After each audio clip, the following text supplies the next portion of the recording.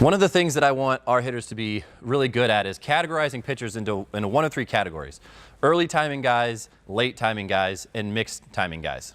And so ultimately this conversation is about when you need to start your load. But let's say there's a guy on the mound who's throwing really, really slow.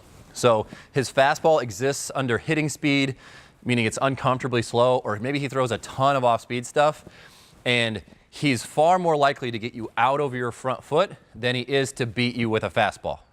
That's what we would call a late timing guy or a late rhythm guy, meaning in his delivery, I need to start my load late to help combat that really, really slow speed. I say to myself, yo, this guy's not gonna beat me with a fastball, but his poopy curveball might get me over my front foot, so I need to be prepared to fight that pitch by loading a little bit later. On the other end of the spectrum is a guy who throws gas, right? A guy who can beat you with his fastball.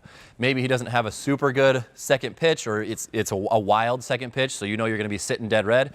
This is an early timing or an early rhythm guy, meaning I as a hitter have to start my load early to make sure that I have enough time to get my foot down and be able to attack a fastball in the inner half of the plate, knowing that that's the pitch I want to hit, and it's not going to be his changeup or his curveball, which I'm just maybe going to X that pitch out and hope he's just going to throw it for a ball and offer me a fastball in the middle of the plate.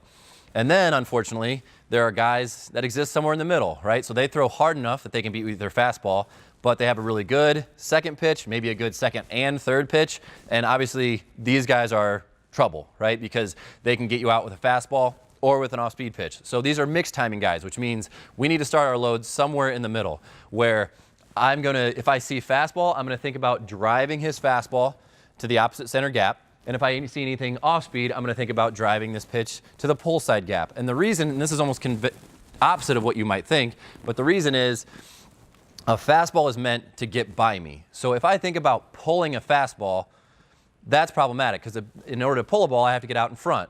But if a guy throws hard, the ball is going to get deep. So if I think about driving that pitch the other way, those two things coincide, right? I let the ball get deep. You're not really letting it get deep. It's just getting deep because it's fast. But I think about driving it to right center, or sorry, opposite center gap.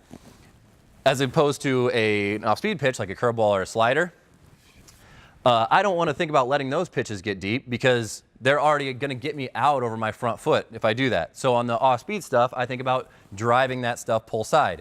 In order to drive it pull side, I have to get my barrel out in front. Well, if it's a good slider, it might have me out in front anyway. So those two things match up.